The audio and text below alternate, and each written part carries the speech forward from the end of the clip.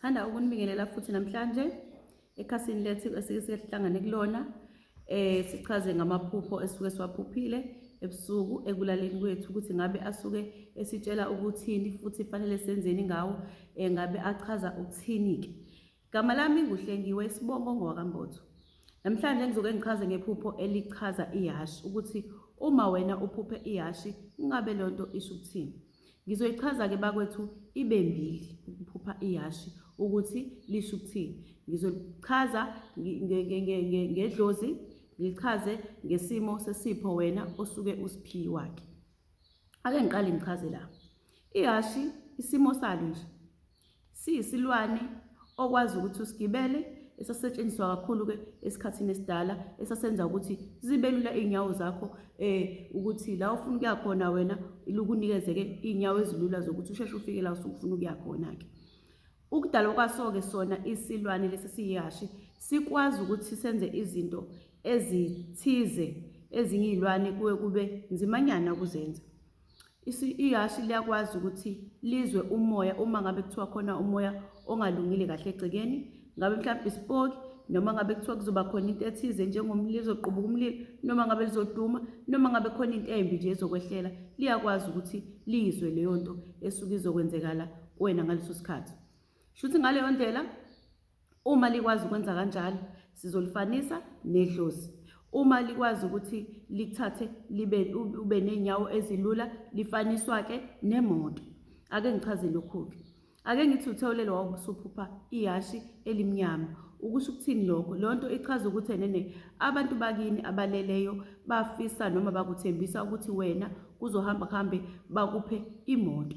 Uma kwenzekile wagibela ukusho ukuthi impela bazokunikeza imoto. Uma limnyama bachaza ukuthi bazokunika imoto ezohlala isikhathi eside. Khumbula ke ukuthi umbala omnyama umbala ongashintsheki, sho ukuthi leyo nto leyo akulula ukuthi wena uyishintshe noma uyijike. Iqonde ukusho njalo ukuthi kuzoba imoto eyohlala isikhathi eside, noma isingaba mhlophe kodwa iyohlala isikhathi eside, noma isingaba mhlophe wena umase usuyithengile ngaleso sikhathi, kodwa ngokwephupho yobe kutshengisa ukuthi leyo moto kuyoba imoto eyohlala isikhathi eside ngoba uyobe ibone iwumbala omnyama, shuthi kuyoba imoto eyobe nje ihlala isikhathi eside ikusize ngaleyo ndlela ke yokusiza ngayo uma uphuphe iHhashi elimnyama. Uma uphuphe iHhashi laba brown, kusho ukuthini lokho kuwe? Kusho ukuthi nene asithi ulibonile uthenjiswa ukuthi wena uyohamba ube nemoto, asithi uligibelile impela bakuqinisekisa ukuthi bazokupha imoto ekuhambeni kwesikhathi. Umbala walo ke uchaza ukuthi leyo moto uyoba nayo, kodwa kuyoba ngasiyo imoto eyobe uhlobo lokuthi iyobekezelela isikhathi eside noma iyohlala isikhathi eside, kodwa ke kuyoba nayo imoto malinjalo noma ingeke izihlale isikhathi eside. Lokho ngikubaluleke kuchaza iHhashi esimweni semoto. Ake ngichaze iHhashi malimhlophe. Uma wena uthe ulele walibona iHhashi elimhlophe kusho ukuthini lokho? Yebo, kusho imoto, kusho idlozi futhi. Ngikufakiswa yini lokhu kokubili ke? Ake ngiqale ngichaze lokhu. Lisho idlozi lasekhaya elikwazi ukuthi libone izinto. Khumbula phela umbala omhlophe umbala ohlanzekile, umbala oclean, ake ngisho njalo. Wena leyo nto utshengisa ukuthi umuntu lona ofike kuwe ngesimo sokuzokusiza, sokuzokupha izinto, sokuzokuqwashisa kokuzokwenzeka, sokukwenza konke nje osuke wena kungase ukuhlanganisa konke okungase wena kukunikeza inkinga, uzokugada, uzokupha izinto oyifunayo, kodwa khona lapho uyidlozi ngoba ufike emhlophe. Ake ngithi ke futhi ke utheme wena mawuliphupha iHhashi labe seliyakhala ke lichaza ukuthini? Lisachaza lo noma ngabe kuthiwa alisekho mhlophe, lichaza ukuthini? Labe seliyakhala ulibone. Lichaza ukuthi ke leyo nto idlozi elithize noma belingasekho mhlophe, idlozi elithize leli wena elikhombisa noma elikhomba ingozi esuke ingabe engase ibe khona lapha uhlala khona.